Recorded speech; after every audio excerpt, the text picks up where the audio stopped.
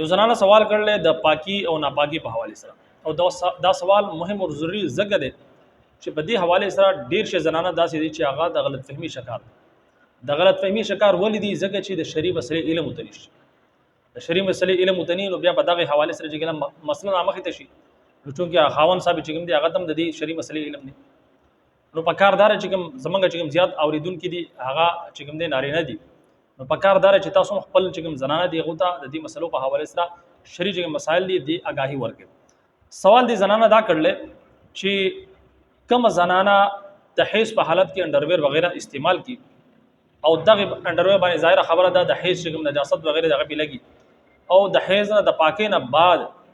دا انډرویر دغه زنانه وینځي د هغې نه باوجود په دې باندې دغه نشانات په نظر راځي،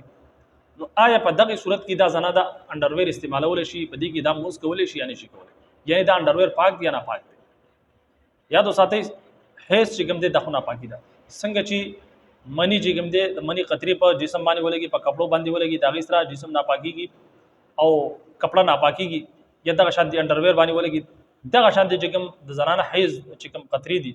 دا ناپاکي دي کچري دا په دغه ظاهره خبره ده انډرویر زنانه دی لپاره چې هغه د دې نجاست نه بچي په دې باندې چې کوم دی هغه چې کوم د حیض غ نجاست ته غروکاوي دا غي لپاره چې کوم دی زنانه دا استعمالي نو ظاهره خبره په دې باندې بداغه نجاست لګي. بیا بالفرض څنګه چې زنانه سوال کړل چې د دې د حیض نه پس چې کوم دی دا انډرویر وینځي او دا غي نه باوجود په دې باندې چې کوم دی قطري نشانات په نظر راځي نو آیا دا پاک دی نه پاک دی بدی کې زنانه مسکولي شي نه شي کوله. نو یاد ساتئ چې کوم جسم باندې یا په کپړه باندې نجاست ولګي نجاست مغلظه یعنی منی به ولګي یا دغه شان د حیض د قطرې دي نو داسې لباس لپاره ضروری ده چې د به تاسو څو ځله وینځئ، یو ځل به نه وینځئ بلکې دا به 3 ځله نه ځي، یو ځل به وینځئ نه چھوړ وایي بیا به وینځئ بیا به نه چھوړ کې بیا به وینځئ بیا به نه چھوړ کې 3